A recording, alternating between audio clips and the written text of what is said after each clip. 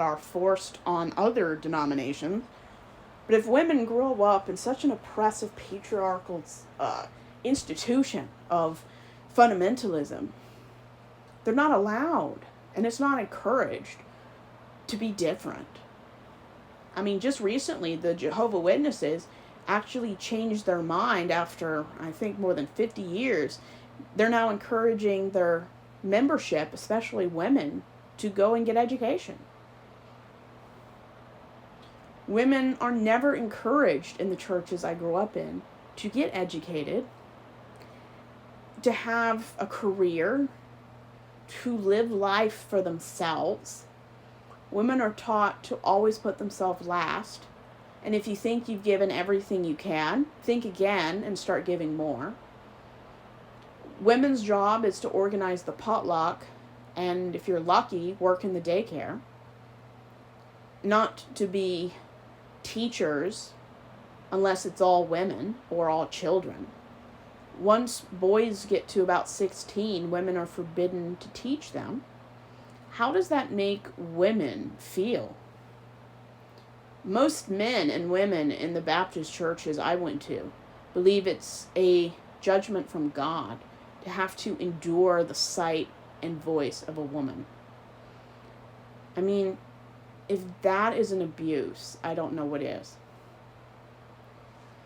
Women, decades upon decade, sex education focuses on men.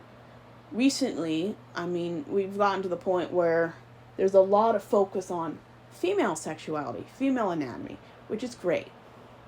But America is one of the only world powers in the world where over half the states in the U.S. aren't required by state or federal law to teach factual sex education. And what I mean factual, I mean approved by people, experts, people who are doctors and people with PhDs in psychology and anatomy and the medical field, approving curriculum that teaches boys and girls how to think the best about themselves and other people. I was never taught autonomy, consent, safe sex, STIs.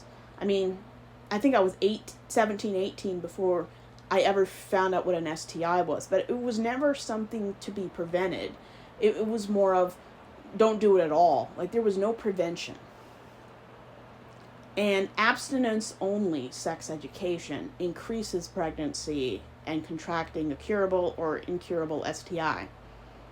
Any state that is surprisingly high MAGA or high Republican in its voter population are going to be the penicillin capitals of the U.S., like Louisiana, Mississippi, Alaska, Alabama, Arkansas.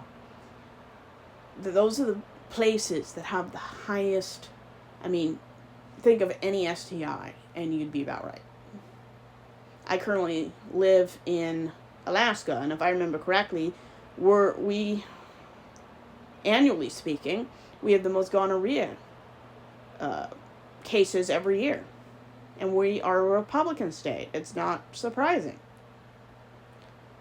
Fundamentalist Christianity does little to nothing to help women be proud of themselves, be proud of their sexuality, anatomy, how they feel about themselves, help instill and grow self-confidence, to see themselves as equal with men in every way, physically, emotionally, psychologically, and if you're into religion, spiritually, socially. The problem is these kind of high control fundamentalist denominations don't see women as equal. They see them as human, but less than human compared to a man.